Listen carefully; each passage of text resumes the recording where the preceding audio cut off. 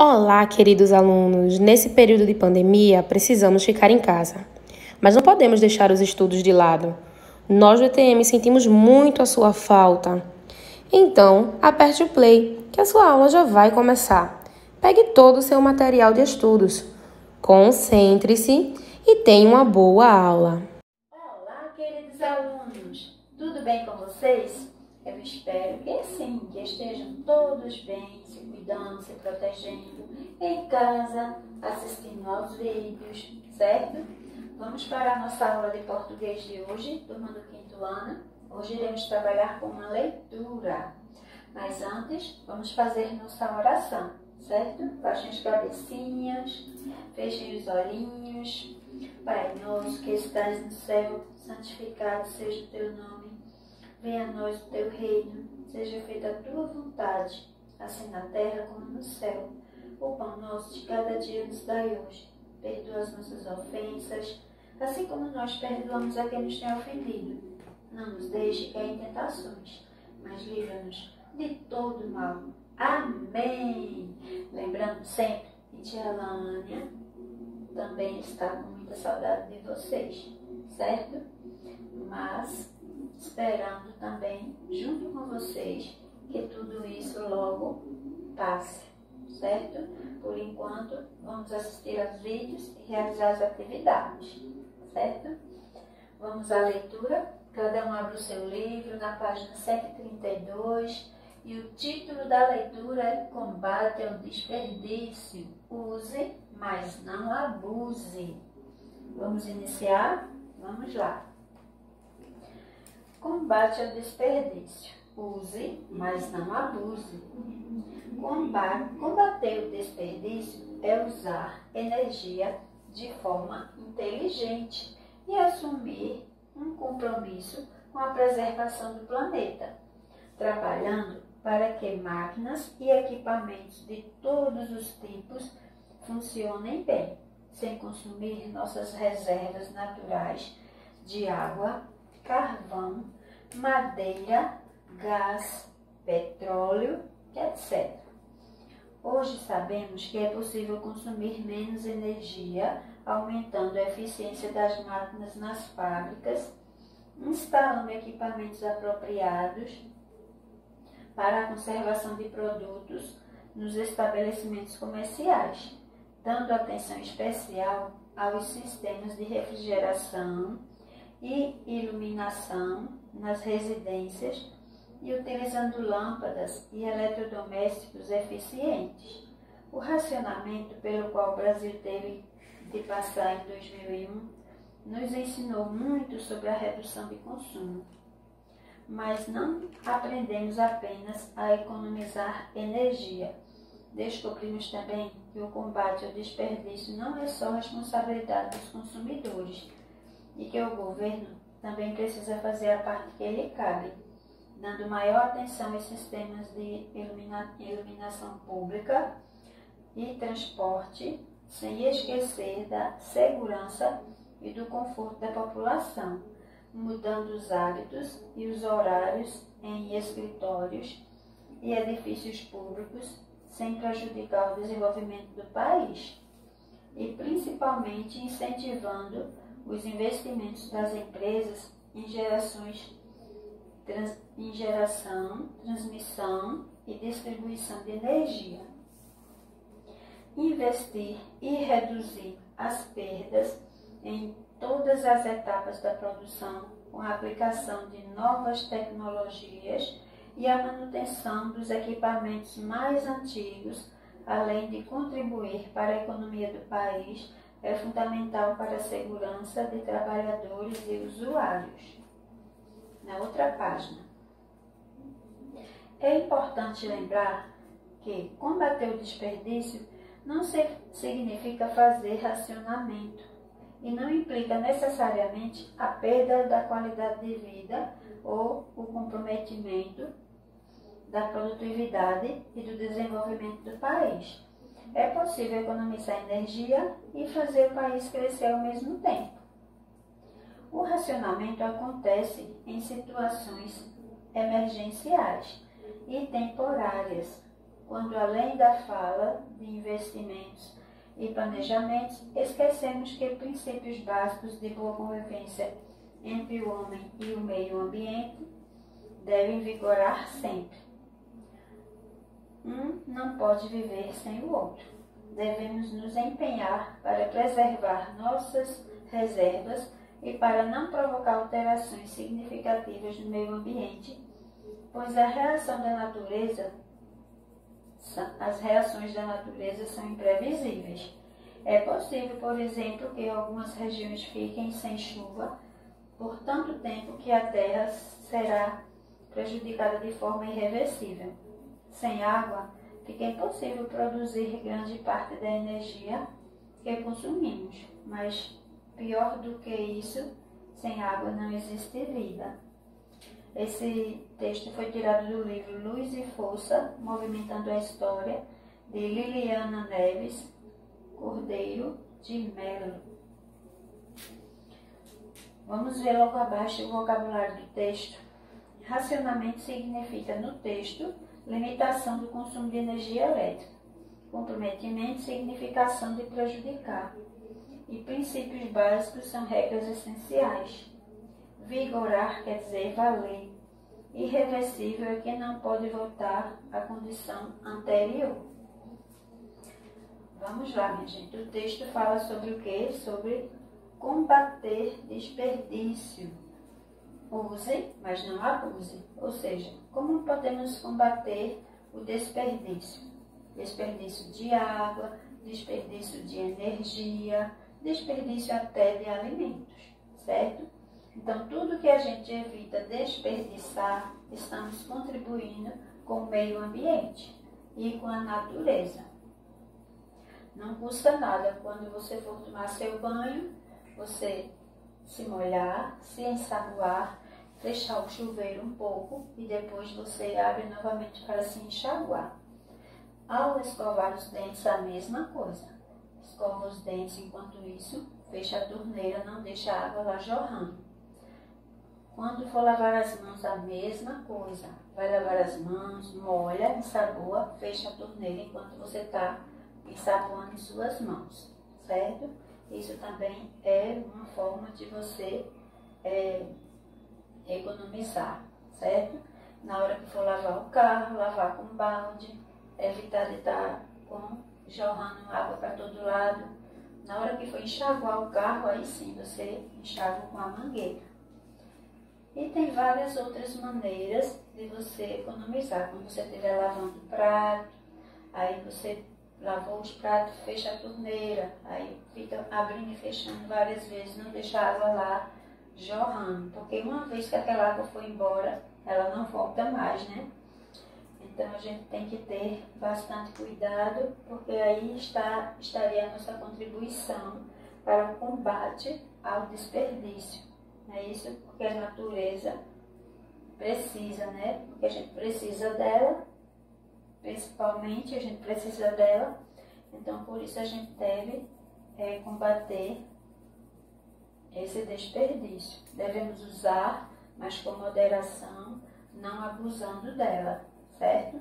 Se você está no lugar, aí na sua casa, na sala, aí você vai para outro ambiente, então você vai apagar a luz daquele lugar que você está. Você está na sala, vem para o quarto. Então, é uma maneira de também você ligar ventilador, né? Tem gente que deixa o ventilador lá, né, girando sem ninguém estar perto. Tem várias maneiras de economia, certo?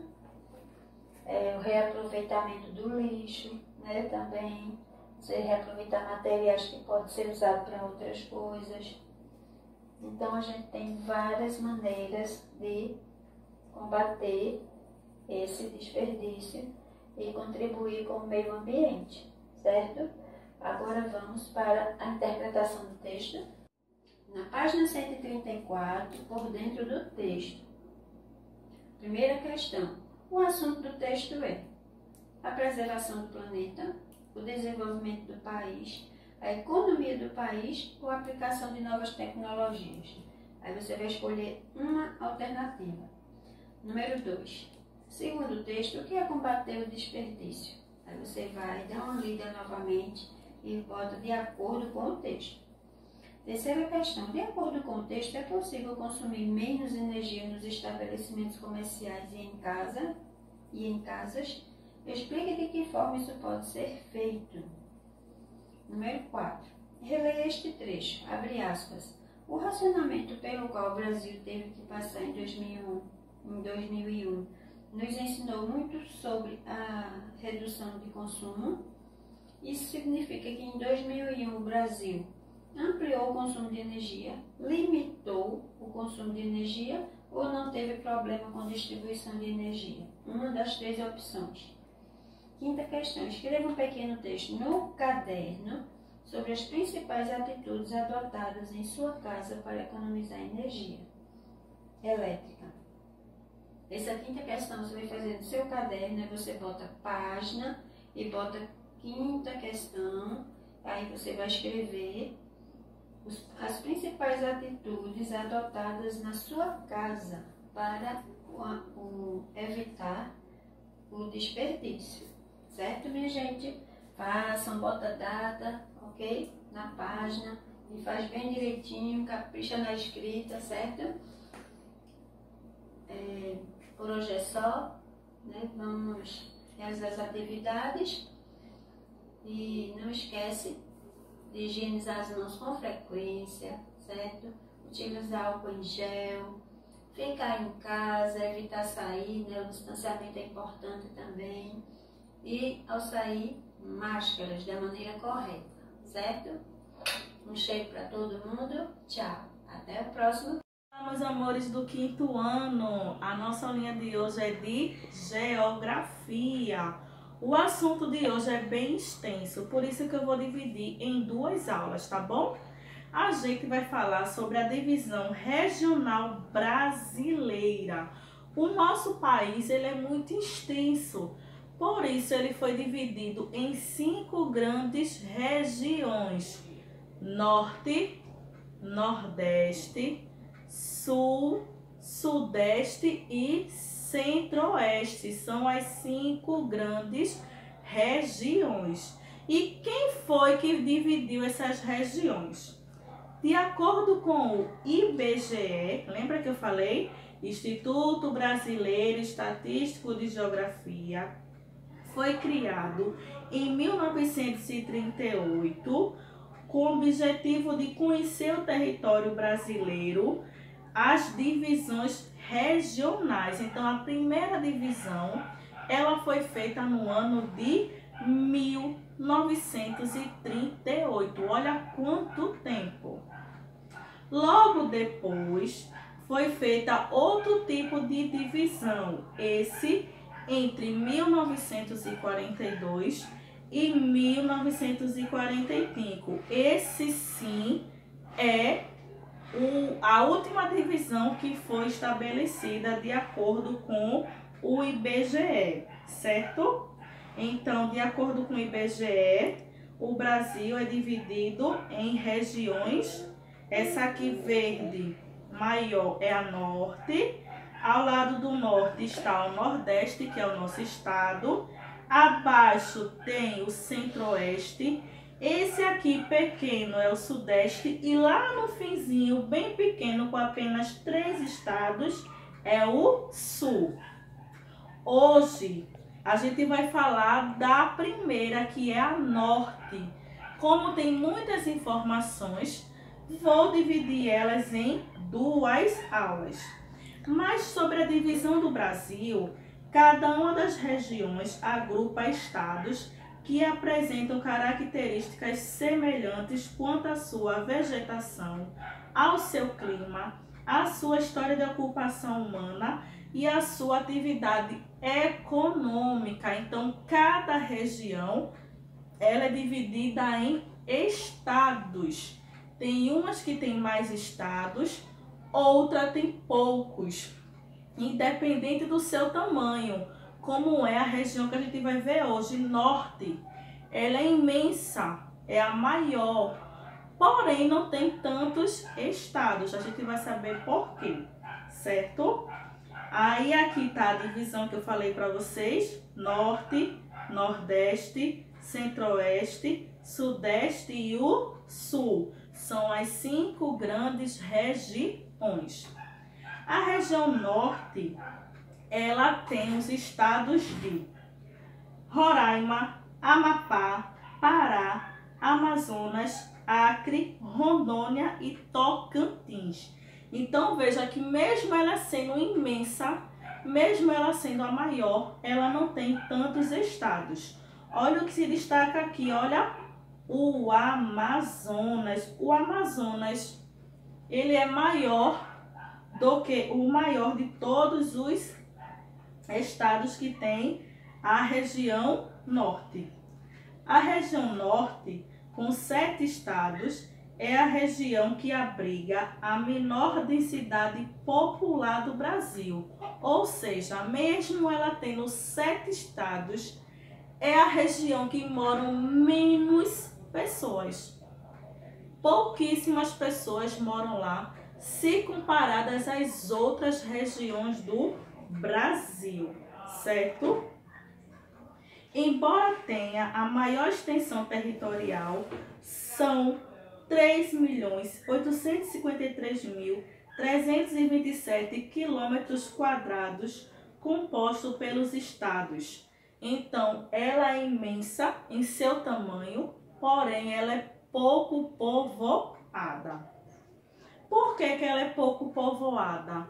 Porque grande parte do norte, ela é coberta pelos rios. E é o rio qual? Amazonas.